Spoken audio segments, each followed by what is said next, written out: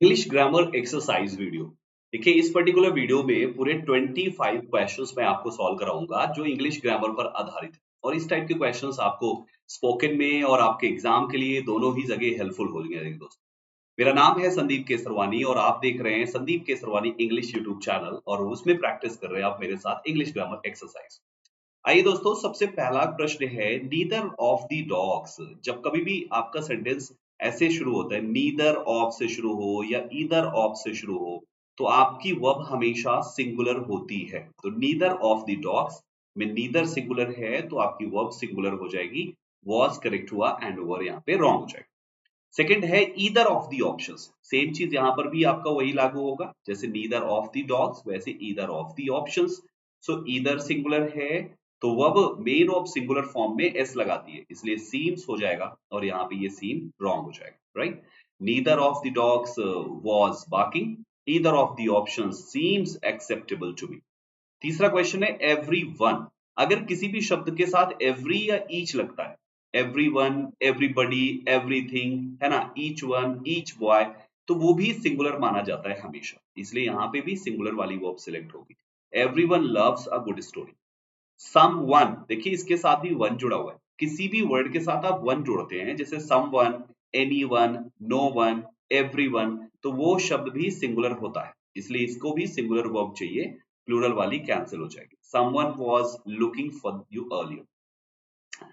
Both of the candidates, अच्छा candidates की संख्या कितनी है? बोथ, बोथ मीन्स होता है दोनों, यानी संख्या यहाँ पर टोटल दो हो गई और दो का मतलब होता है प्लूरल, इसलिए यहाँ की वर्ब आपकी प्लूरल वाली हो जाएगी और ये इज यहाँ पे रॉन्ग हो जाएगा। Both of the candidates are well qualified for the job. Again यहाँ पे ईदर ऑफ आ गया, ये तो बिल्कुल ऐसा है क्वेश्चन नंबर सेकंड की तरह कि ईदर ऑफ आ गया तो वर्ब सिंगुलर लिखनी है आपको। Either of the solutions works for this problem. एक इंटरेस्टिंग बात बताते हैं कि either of, some of, all of, none of, one of, ये वर्ब भले ही आपकी यहाँ पर आती है उसके अकॉर्डिंग, लेकिन नाउन सबका प्लूरल होगा। देखिए ईदर ऑफ यहाँ पे सॉल्यूशंस लिखा है, बोथ ऑफ यहाँ पे कैंडिडेट्स लिखा हुआ है, ईदर ऑफ ऑप्शंस लिखा है, नीदर ऑफ डॉग्स लिखा है, तो वर्ब आपकी प्लूरल आ रही है, लेकिन नाउन आपका प्लूरल आ रहा है, लेकिन जो वर्ब है वो आ रही है उसके अकॉर्डिंग जो आपके ऑफ से पहले लिखा है। अब यहाँ पे भी देखिए आप लिखा हुआ है नन ऑफ, नन ऑफ लिखा है ना, तो नन ऑफ के केस दो बनते हैं। आप पहले देखो नन है किसके लिए, जैसे यहाँ पर नन है केक के लिए। जब केक के लिए है तो यहां का नाउन अगर सिंगुलर होगा तो आपकी वर्ब सिंगुलर हो जाएगी। अगर यहां का नाउन प्लूरल होता, जैसे नन ऑफ द स्टूडेंट्स, तो फिर आपकी वर्ब स्टूडेंट्स के अकॉर्डिंग हैव हो जाती। यानी नन डिपेंड करता है कि आपने ऑफ के बाद नाउन कैसा लगाया। फिर है many of the attendees. Many तो प्लूरल होता है, मेनी मतलब हिंदी में कई, ये प्लूरल होता है, इसलिए प्लूरल वाली वर्ब सिलेक्ट होगी, सिंगुलर वाली कैंसिल हो जाएगी। Were happy with the event. एक और है फ्यू ऑफ द स्टूडेंट्स, कुछ विद्यार्थी। ये फ्यू, आ फ्यू, दा फ्यू, फ्यूअर, ये सारे शब्द हमारे प्लूरल होते हैं साथियों, इसलिए इसको भी प्लूरल वो पकड़ाई जाएगी और हैज यहां से कैंसिल हो जाएगी। Several of the players, several का मतलब भी होता है, सेवरल का मतलब होता है कुछ, और ये भी काउंटेबल नाउन में प्लूरल ही होता है, इसलिए यहां भी प्लूरल वाली करेक्ट हो जाती है और सिंगुलर वाली कैंसिल हो जाती है। तो ये पहले एक बार पूरा देख लीजिए यहाँ पर कि ईदर, नीदर, जिसको आप आइदर नाइदर भी पढ़ते हो, ये आपका सिंगुलर लेता है अपने साथ। Several, few, many and both, ये चारों शब्द अपने बाद प्लूरल लेते हैं, प्लूरल वर्ब लेते हैं।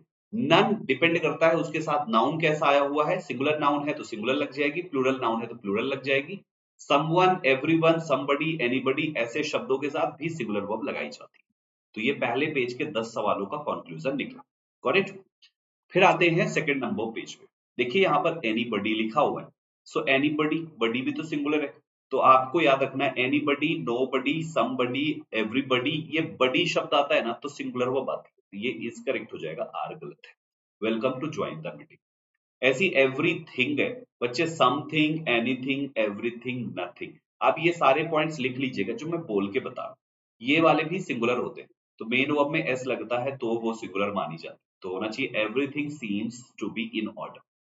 ऐसी समथिंग को भी सिंगुलर कहेंगे तो सिंगुलर वाली वर्ब यहां पर भी लग जाएगी। ठीक है, आगे आ जाइए। मोस्ट ऑफ द मनी, आप देखो मोस्ट किसके लिए है, ये बिल्कुल नन की तरह अप्लाई करना।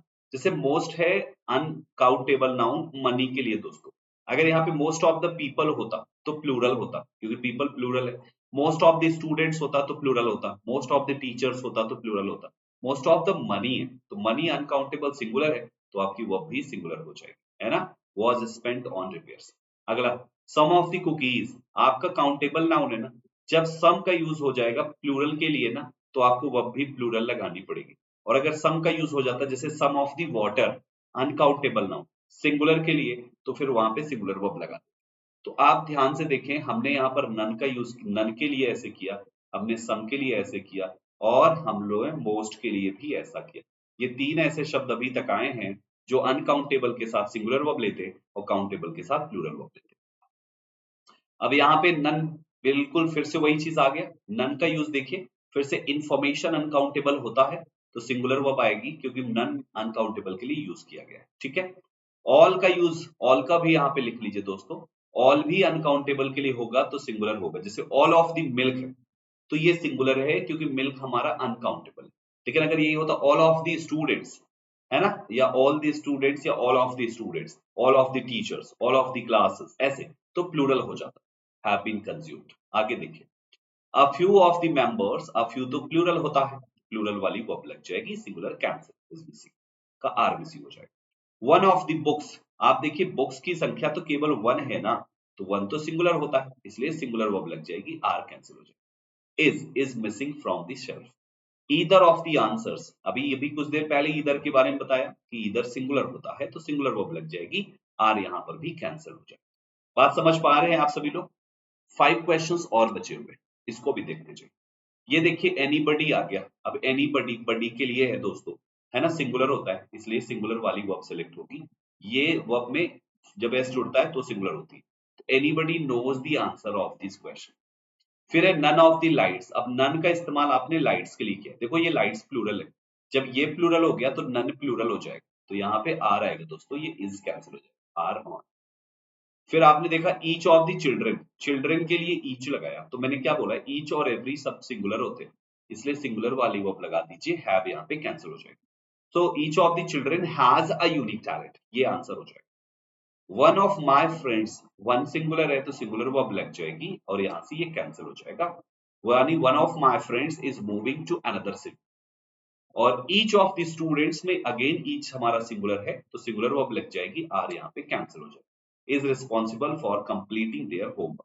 तो मैं आपको एक चीज समझा रहा हूं, जैसे यहाँ पर इसका पैटर्न देखो, ईच या वन या नन या एनीबडी, ये सारे शब्द क्या है, प्रोनाउन है।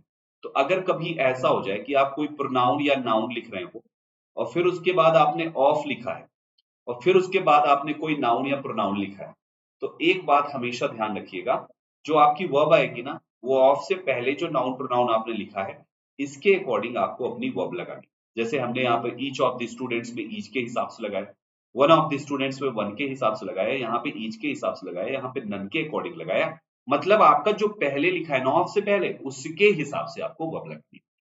सो आई थिंक ये 25 क्वेश्चंस इंग्लिश ग्रामर के सॉल्व करके आपके सब्जेक्ट वर्ब एग्रीमेंट पे कुछ तो कमांड हो जाएगी, जो आप यहाँ पर अभी पढ़ के जा रहे हो। इन्फॉर्मेटिव लगी वीडियो ना? ऐसे ही मैंने ग्रामर की पूरी फाउंडेशन पढ़ाई।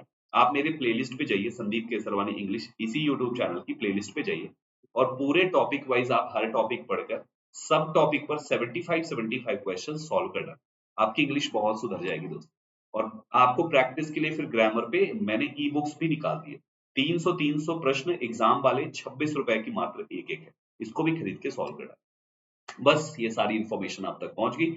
सोशल मीडिया पे मुझे फॉलो कीजिए और इंस्टाग्राम पर मुझे फॉलो जरूर कर लीजिएगा दोस्तों। वीडियो इंफॉर्मेटिव लगी हो तो चैनल को तुरंत सब्सक्राइब करिए और बेल आइकन को दबाइए, ऐसी रेगुलर क्लासेस आप हमारी पाते रहेंगे। जी, वीडियो को लाइक करें, ज्यादा से ज्यादा शेयर करें और कोई भी डाउट है तो कमेंट में जरूर पूछें, हम आपके डाउट्स को जरूर क्लियर करें। कैसी लगी ये शॉर्ट इन्फॉर्मेशन, ये हमें कमेंट में जरूर बताइएगा दोस्तों। Thank you very much for joining this session. मिलते हैं अगली वीडियो में कुछ नया धमाकेदार टॉपिक्स की एक्सरसाइज लेकर। तब तक अपना ख्याल रखें, पढ़ते रहें और आगे बढ़ते रहें। ऑल द बेस्ट गाइस, जय हिंद।